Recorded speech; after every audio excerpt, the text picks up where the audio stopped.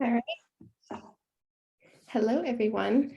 So right off the bat, I would like to introduce the club. The goal of the club is to raise awareness about invisible disabilities. A new invisible disability is chosen each month for info nights such as this.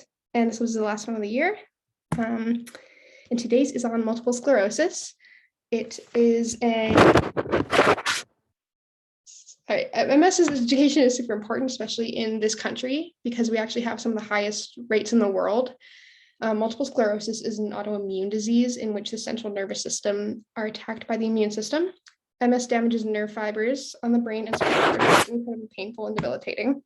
And the early symptoms that point to a diagnosis are problems with vision, body numbness, pain, weakness, and depression.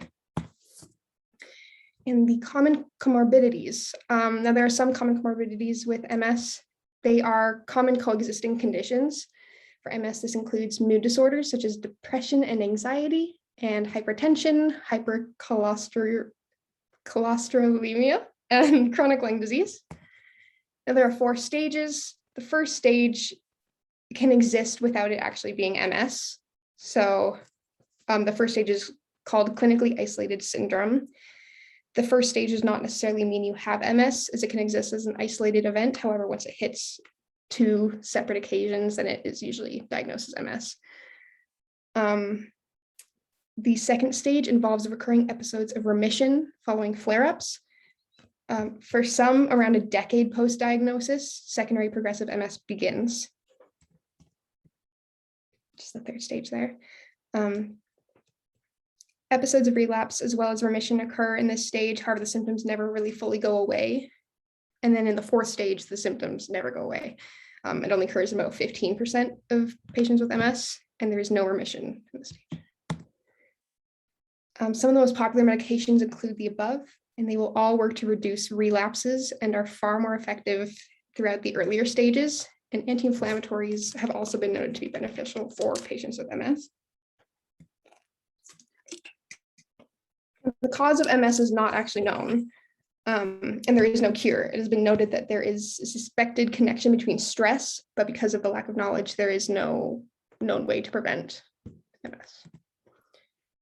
There are a few different ways to screen for MS. The first is blood tests. This can basically just rule out things that could be misdiagnosed, aiding in the overall diagnosis. After blood tests are performed, spinal taps can be used to test spinal fluid for signs of MS. And further on, an MRI can be performed, which is the most effective, which will look deep into the brain for physical signs of MS. Now I would like to share some clips. The first one here is a very important message on how to speak with a person suffering with a chronic disease. She shares her story beautifully, and I encourage you to watch the entire speech if you would like to with the QR code, but I will just show a clip now.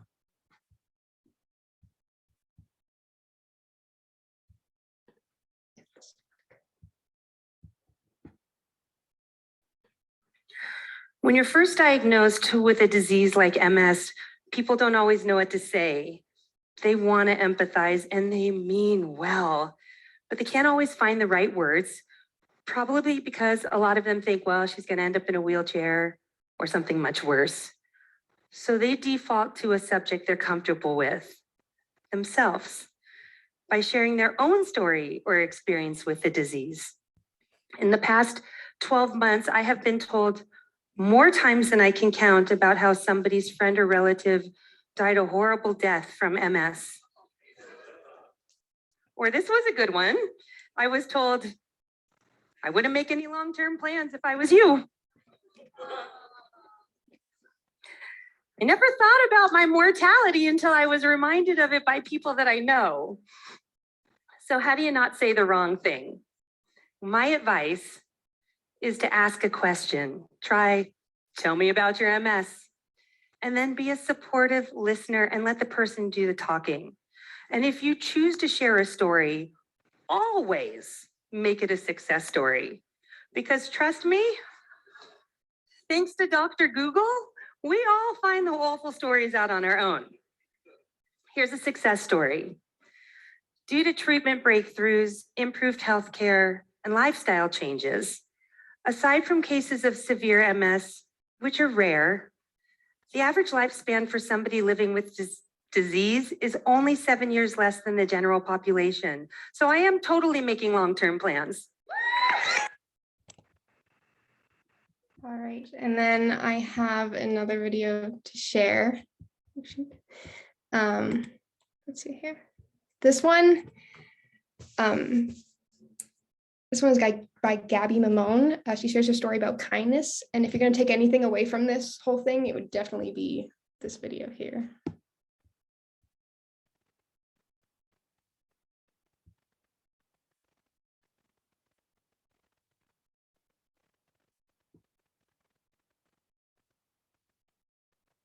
Let's come along. She came back to my car and she looked at my arm. I was wearing short sleeves that day, and she was staring at my arm. You see, that night, the reason why I was kind of having a tough morning was because one of the worst symptoms that I feel when my body is in a relaxed state is I am so itchy that I feel like someone is pouring bugs all over me. And to relieve the itching, I have a fork in my nightstand and I scratch my itches so hard that sometimes I leave trails of blood in my forearm. So she looked at the dry blood. She said, I don't know what you're going through, but there's help out there. And I know you're a good mom. I saw that picture you dropped when you were fumbling for your license. Is that your son? I said, yeah, he just turned 6. She said, he's beautiful. There are people out there that you can call if you need it. Go ahead. So as she gave me my ticket, that was the first time I actually smiled getting a ticket. As she left, I thought to myself, wow, she was aware. She was aware of what I was going through. And she took time to be kind. She smiled. She lowered the fee of my speeding ticket. She sent me on my way.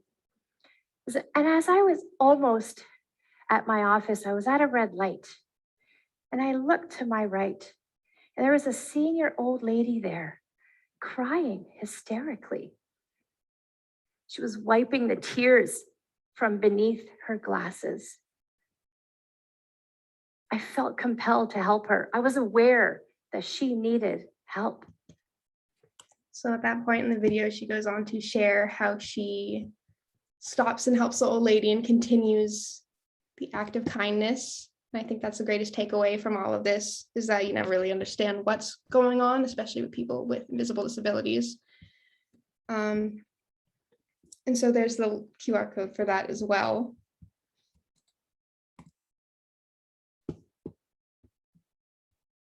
Okay. Now, if anyone, struggles with MS, peer groups do wonders for the isolating factors of the disease. I added a QR code for there as well so that you have easy access to inquire about some peer groups. They're online right now due to the pandemic. And I would like to point out a Canadian charity, the MS Society of Canada. If any of these stories moved you, I urge you to donate. The MS Society is doing many wonderful things like funding testing on COVID vaccines and how they interact with the disease. If you would like to further help, there's a link to sign up to volunteer as well. Volunteers make the world go round, and they are always needed. And there are local volunteering roles here in Calgary as well. Now I'd like to finish up. I'd like to point out some past and upcoming awareness and acceptance days this month. We're just coming out of MS Awareness Month, March, and coming into Autism and Parkinson's Awareness. We also just have passed the Trans Day of Visibility back on March 31st, and we'll have the upcoming World Health and World Parkinson's Day. These are great times to listen to people living this way themselves, as opposed to just allies. I encourage you to go to the source and listen to what people have to say about their own personal experiences.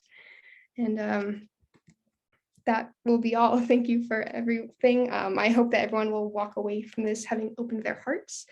And please promote kindness. You never know what people are going through. there's the Instagram, email, and website if you care to reach out. And that is all. Any questions or anything?